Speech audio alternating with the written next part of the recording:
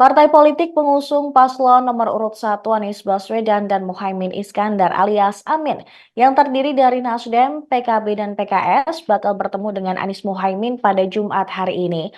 Pertemuan tersebut diketahui untuk menanyakan soal hak angket yang menjadi isu sekaligus rencana Amin bersama paslon 03 Ganjar Mahfud. Sekjen Partai Nasdem Hermawi Taslim mengatakan pihaknya setuju dengan hak angket. Ada hal-hal yang menjadi syarat dalam pelaksanaan hak angket tersebut.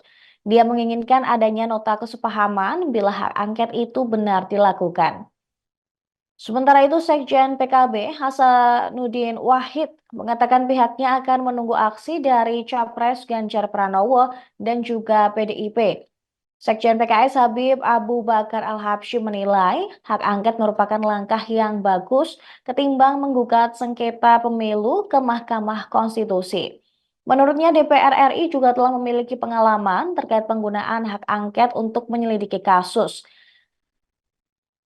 Akan tetapi terkait syarat-syarat yang diajukan oleh ketiga parpol pengusung Amin ini belum diketahui apa dan belum akan dibocorkan sebelum mereka bertemu dengan Anies dan juga Muhaimin. Di samping itu, Dewan Pengarah Tim Kampanye Nasional Prabowo Subianto dan Gibran Raka Buming Raka, sekaligus pakar hukum tata negara, Yusril Iza Mahendra mengatakan penggunaan hak angket DPR akan membawa negara ini dalam ketidakpastian. Mengutip Kompas.com pada Kamis 22 Februari 2024, ia menilai hak angket yang kini diusulkan untuk menyelidiki dugaan kecurangan pemilu presiden 2024 berpotensi menimbulkan chaos atau kekacauan.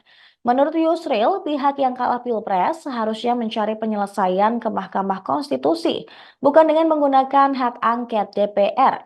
Dia menyebut hak angket DPR tak dapat digunakan untuk menyelidiki dugaan kecurangan pemilu 2024 oleh pihak yang kalah Pilpres.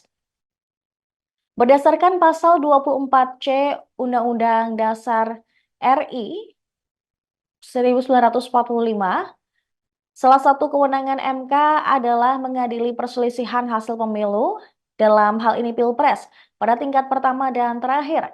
Putusan MK pun bersifat final dan mengikat. Menurut dia, para perumus amandemen UUD NRI 1945 telah memikirkan bagaimana cara yang paling singkat dan efektif untuk menyelesaikan perselisihan hasil pemilu, yakni melalui MK.